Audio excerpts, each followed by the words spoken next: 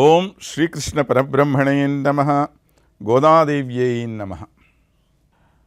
మనం ఒక మంచి పని చేసినా చెడు పని చేసినా దాని యొక్క ఫలితాన్ని అవశ్యం అనుభవిస్తాం.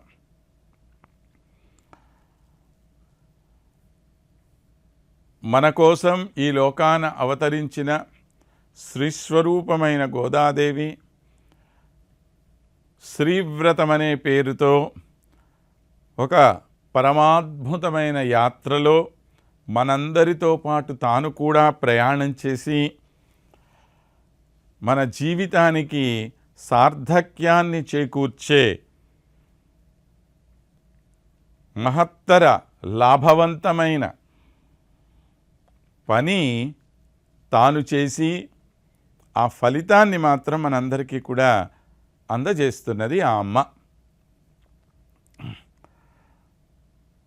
ఈ తిరుప్పావై వ్రతం చేయటం ద్వారా మనం అసలు ఏం కోరుకుంటున్నాము, ఏమి కోరుకోవాలి అనేది నేటి పాశురం ద్వారా మనందరం కూడా తెలుసుకోవలసిన విషయం.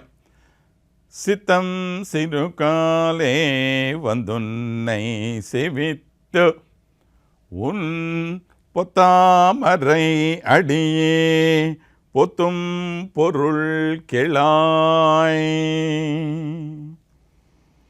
பெத்தம் மெய்த்துண்ணும் குலத்தில் பிறந்த நீ குத்தேபலங்களை கொள்ளாமல் போகாது இத்தை பறை கொள்வான் அனுகான் கோவிந்த எத்தெக்கும் ஏழு பிறவிக்கும் உந்தன்னோடு உத்தோ மேயாவோம் உனக்கே நாம் ஆள் செய்வோம். மத்தைன மத்தைன காமங்கள் மாத்து எலோ ఎంబావాయ్. సరే, 28 రోజుల ప్రయాణంలో గోపికలందరూ కూడా మాకో పరా అనేటువంటి వాయిద్యాన్ని కోరుతున్నామయ్యా అంటూ చెప్పుకుంటూ వస్తున్నారు కదా. సరే, మనం అంటే ఇప్పుడు తెలుసు కాబట్టి చెప్పేశాం, పరా అంటే ఏం కాదండి, అది ఏదో సేవాభాగ్యం అండి అని అన్నాం మనం. కానీ ఇంతవరకు కూడా వాళ్ళు చెప్పలేదు కదా, సస్పెన్స్గా ఉంచేసేసారు దాన్ని, ఆ పరా ఏంటి అని. సరేనమ్మా, మీరు పరా అడుగుతున్నారుగా, నేను ఇచ్చేస్తాను. ఈ పరా అనేది ఒక వాయిద్యం, ఇట్లా పెద్దదిగా ఉండి గుండెల మీద పెట్టుకొని ఇట్లా కొడుతూ ఉంటారు. తప్పెట గుళ్ళు అంటారు మన ప్రాంతాల్లో. అలాంటిది అన్నమాట, ఒక వాయిద్యం లాంటిది ఇది.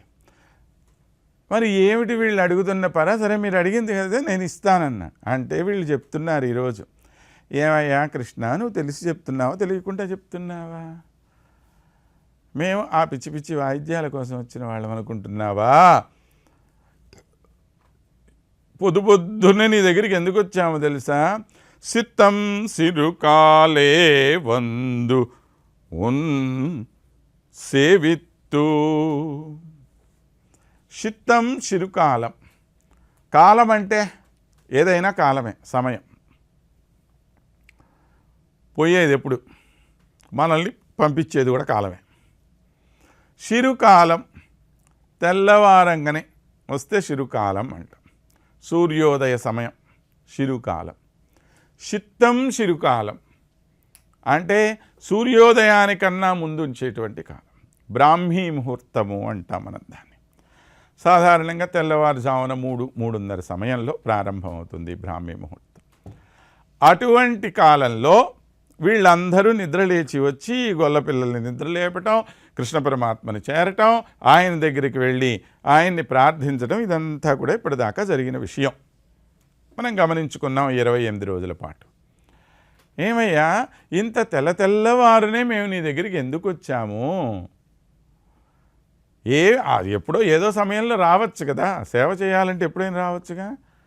తెల్లారక ముందే ఎందుకు రావాలి అంటే, అది మనలో సత్వగుణం ఆవిర్భవించే కాలం. అందుకే పిల్లల్ని కూడా చూడండి, తెల్లవారుజామునే 4 5 నిద్రలేచి చదువుకోండిరా అంటారు. ఎందుకని?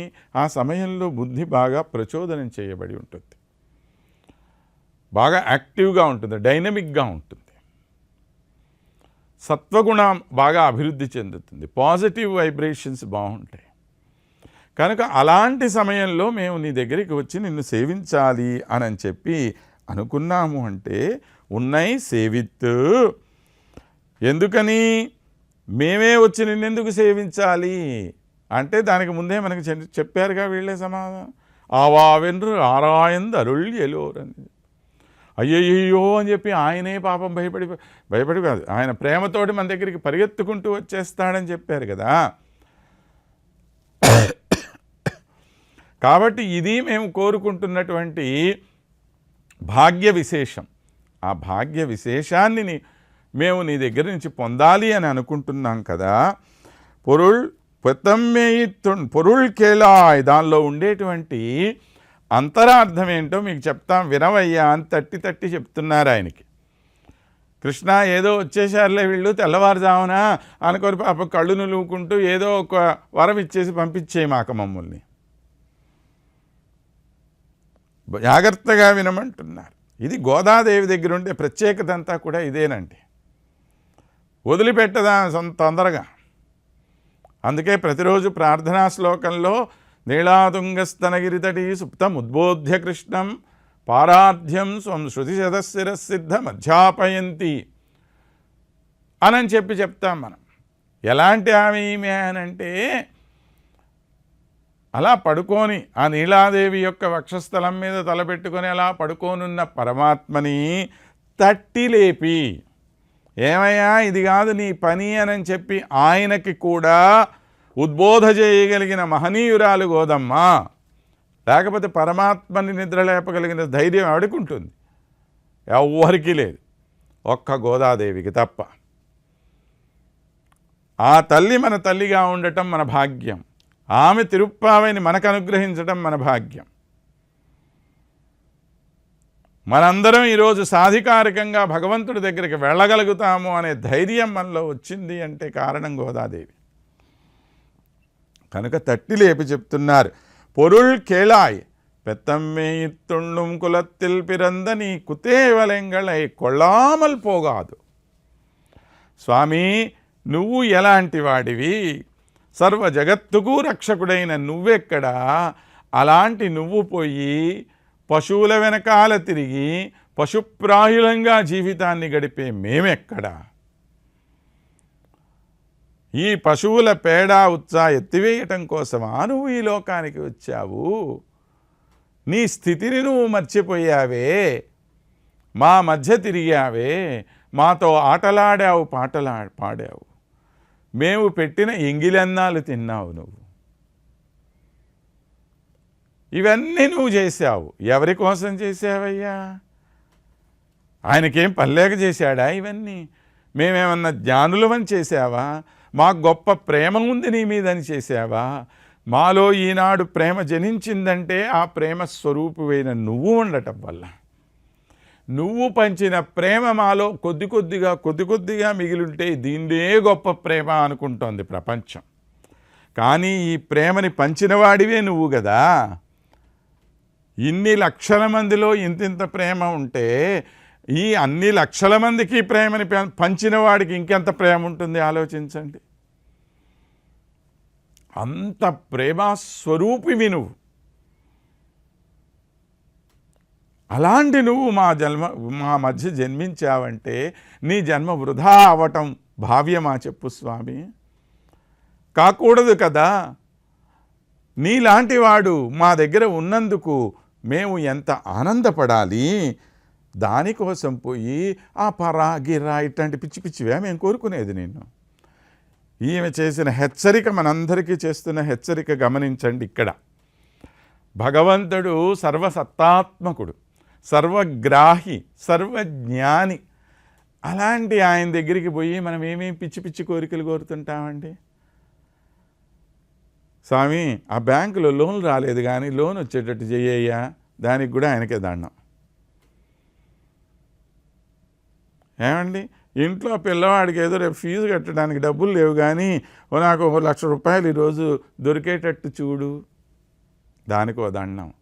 మా పిల్లోడికి చదువు, అమ్మాయికి పెళ్ళి, ఇంకోటి ఇవి కోరికలు. ఇవన్నీ ఎంత చిన్న చిన్న కోరికలండి. నీకు ఈ అవసరాల్ని ఆయన చూసుకోలేడా? ఆయనకి తెలియదా నీకు అవసరం ఉంది అని?